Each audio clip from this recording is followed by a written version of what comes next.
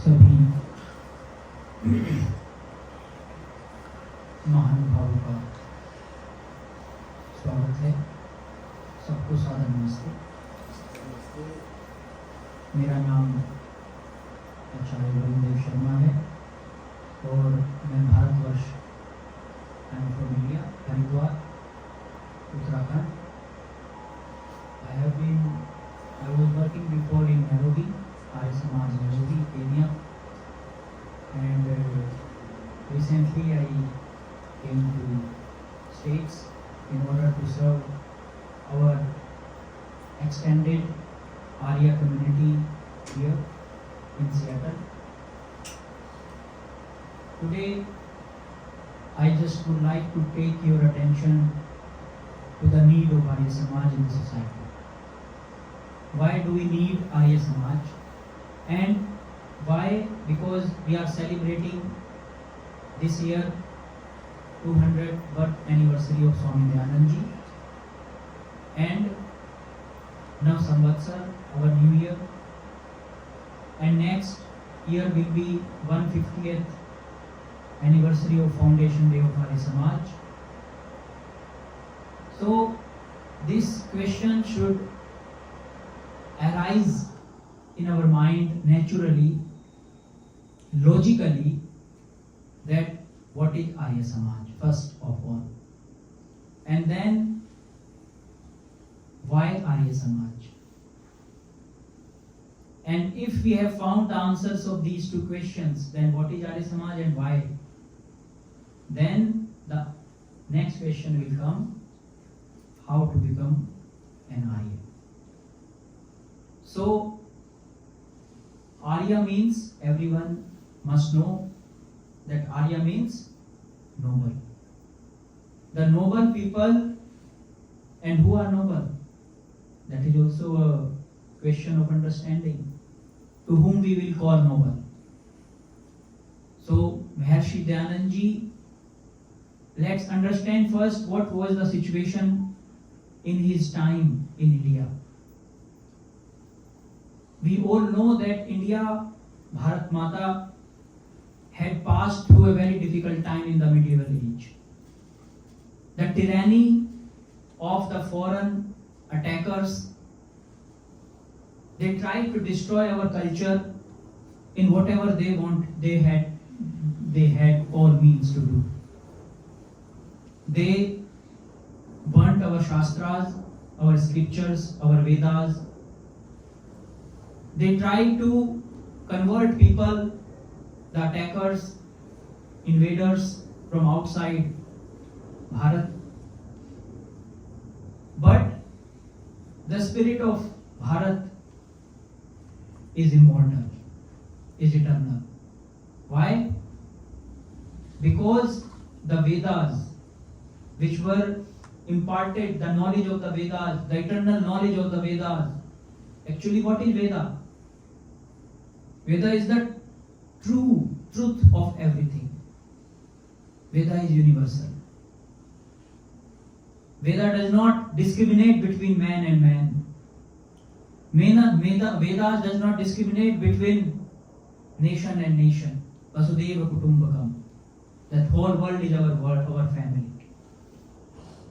But because of superstitions, evil practices in the society, so many bad things happened at the time. So many evil practices people were doing at that time. For example, in the time of Rishi Dayanand, when whole India was covered by the darkness of bigotry and falsehood, at that time Sati Pratha, Bal Vivaha, child marriage, Chhoot-achhoot, untouchability, all these termites, these insects were slowly eating our culture, eating our society. But Rishi Dayanandji, who got the mastery of Sanskrit from his great guru Swami Virjanandji, when he went to, after completing his Sanskrit knowledge, Sanskrit education, when he became a Pandit of Sanskrit, he went to Swami Vivekananda. And in our Guru Parampara Shishya, in our tradition, we always offer something after completing our education, after finishing our education. So he went with some cloves, ball of cloves, and he said, I have nothing, only this I have to offer it to you. Swami Vivekananda said that I know you are a great scholar of Sanskrit, you are a great yogi, but look at the Bharat, the society. It is full of darkness. It is full of tamas. It is full of ignorance. So is it not your responsibility to spread the light, what you have got? Is it not your responsibility to bring your brothers and all the brothers and sisters in this India, in this country, from this pitfall?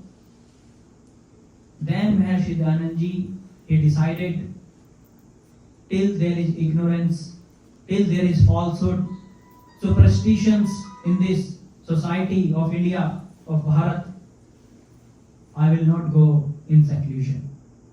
He sacrificed his individual salvation, individual mukti, he was already Jivan Mukta. But for the sake of Bharat, for the sake of liberation of Bharat from the bondage of falsehood and ignorance, he sacrificed his own seclusion. That was the motive, that was the initiation of Swami Dayanandji when he first stepped towards founding an Arya Samaj. He had the knowledge of the right meaning of the Vedas. He had the true knowledge of the Vedas. So many people, so-called scholars, they have misinterpreted our Vedas. Some people, they gave very materialistic interpretation of the Vedas like Sharma and Max Muller. They tried to manipulate our culture. Britishers, they tried to manipulate our fellow brothers in order to break the country. But Maharshi Dayanandji had seen that if we will not protect our culture, if we will not conserve the knowledge of the Vedas, the society will perish, will go towards apocalypse, will go towards its own destruction. Of course, he thought that how difficult it will be, but he did never care about himself. So many people gave poison to him, so many people threatened him, but he was fearless warrior of the God. He was soldier of truth. He never stepped back from what he had taken resolution in himself. But why? Because there is ignorance, there is no joy without progress. With that Vedic vision of making whole world noble, he founded Arya Samaj in 1875 in Mumbai, 10th April. That was also the new year, our new year, Hindu New Year. With the vision of making the whole world great and noble. And the 10 principles, in the beginning it was 28 principles. But then when the Lahore Arya Samaj was founded, then it was briefed to the 10 principles. And if you just read the 10 principles, you will know how universal is the values we are trying to imbibe and practice in the society. What Arya Samaj is telling, look at the 6th principle. संसार का उपकार करना इस समाज का मुख्य उद्देश्य है, अर्थात शारीरिक, सामाजिक एवं आत्मिक उन्नति करना. What is the goal of Arya Samaj? That we must know before starting. The goal of Arya Samaj, the prime object of Arya Samaj is the progress. And progress, not only individual progress, not only physical progress, material progress, is not the integral progress. What is progress? When also materially we progress, also socially we progress, and spiritually. This spiritual part is missed out in this material evolution. Materially we are very rich. We have everything here.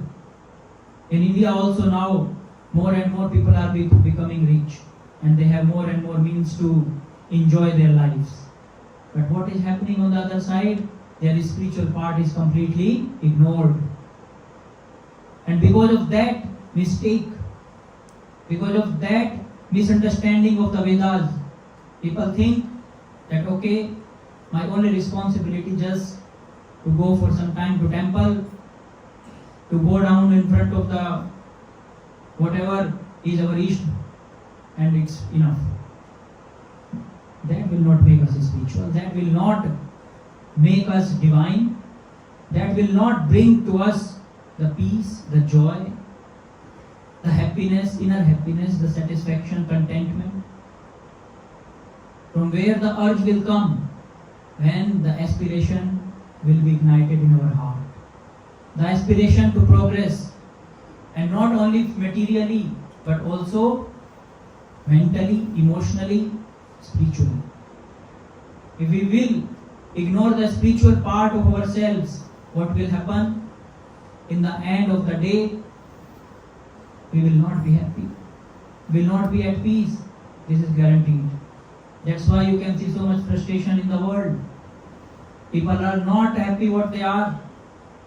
Even if they have the kingdoms, they are not happy, they are not satisfied what they have. Why? Because what they are searching for is not achieved, is not fulfilled. And this is very simple, natural, obvious need of our all humanity. That this human body is given to us for integral progress. To progress in our mind through knowledge, progress in our heart through noble emotions, and progress in our spirituality, in our Atma and Paramatma. One simple thing, from where the emotion of compassion comes? Who is the source of love? The pure love. Who is the source of love in all creatures? Look at the creatures, look at the animals, even all mothers who gives birth, the basic instinct is to protect the baby. From where it comes? We will say it is in nature. If we only considering nature as a material outcome of these cosmic forces, then how emotions are emerging out? Why we feel pain in others? Because there is soul. And soul is a substance which is immortal, imperishable and eternal. It never perishes, it never takes birth. It's always there. Of course, we embody this body, but it never takes birth. It is forever. So when we will have that necessity and need to find our soul, then the point and that challenge come to us, that how to find the soul, how to find our true identity. And our culture, our Vedic culture gives us the right and correct and true way to find our soul, to find our true identity through the guidance of the Vedas. And all the rishis who have given their life, sacrificed their life for the sake of the spreading of the light of the Vedas,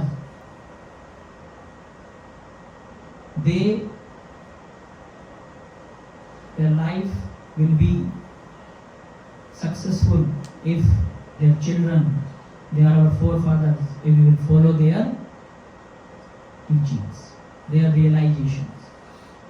For example, when whatever we are doing, if our children say, I will not follow my parents, I will not follow your values. What will we feel? We will feel embarrassed, we will feel unhappy, we will feel something, we will feel betrayed. So our forefathers, our rishis who have given the Vedic knowledge, who have given us that, who have preserved, who have protected this culture so far, if we will not conserve it and protect it, the point will come when we will lose our identity. This is the question, this is the challenge in this world now, at this time of this crossroad of time, that we find our true identity. And that true identity we can only find if we little bit follow our Vedic values, our Vedic culture, the principles of Arya Samaj, and to make ourselves first noble and then the family and the whole society and the world. That is the successive transformation which will take place, which will begin in ourselves first, in our own mind, in our own heart, through the resolution, strong resolution to change. So on this day, my first day here, my first satsang, I have so many things with Suyasha ji, Kamleshwar ji, Shweta ji, Virendra ji. Everyone is there is dedicated to spread some light in the society of the Vedas. So let's be together in order to make our life spiritually better and spiritually uplifted, emotionally more refined and evolved, and mentally more knowledgeable. When we have the right knowledge, only then we can do the right actions. For example, if I don't pass the knowledge test of driving here, I cannot get the driving license. Driver's license I can't get. The knowledge test has to be passed. So the same way, if we want to make our life better, we have to get some knowledge of the scripture. Simple. If we are not happy, we are not at peace, we have to ask this question, why we are taking it for granted. Oh, if I am unhappy, I am not at peace. We have taken it, these psychological suffering, like a gift. Oh, it is natural. To be unhappy is natural. Look, everyone is unhappy. If I am unhappy, what is wrong? No. There is a way to change ourselves. There is a way to transform ourselves. And that way is the way of Vedic life. So, let's join our hands together with full of hope, confidence and certitude that we have the next generation in front of us. If we will not give them the correct impressions from our Vedic culture, what will happen? They will follow whatever they want. They will be lost. If not for ourselves, we have to be awakened in ourselves for the next generation, to give them the correct sanskar, right sanskar. Because our future will depend on them. If they are noble, how beautifully all the children, they sang, they learned, they are learning. So more opportunity will be provided to the children here of the parents to give them the correct and truthful values, the Vedic values, which will nourish their soul, which will nourish their inner being, and which will finally, you will see the change in their behavior, in their outlook, in their perception, how to look at the world, how to look at the situation, circumstances, in order to take the right decision. One wrong decision can lead to a disastrous results in the life. So we have to be very careful and very determined in ourselves that Arya Samaj is to make everybody progress in the society, and integral progress, not only individual, material or our own progress of all, because we are all one family. So with that resolution, with that sankalp, I request everyone to join hands together and to progress collectively and spiritually. Without dharma, without dharmic, become dharmic, without values. And what makes us dharmic? Values. If we have more values, cultivated more values in our life we will become more easier psychologically, and most difficulties we will face with a strong resolution, a strong personality. So let's make our children, our whole society great, noble and perfect. Thank you very much for listening to me. Dhanyavad. Namaste.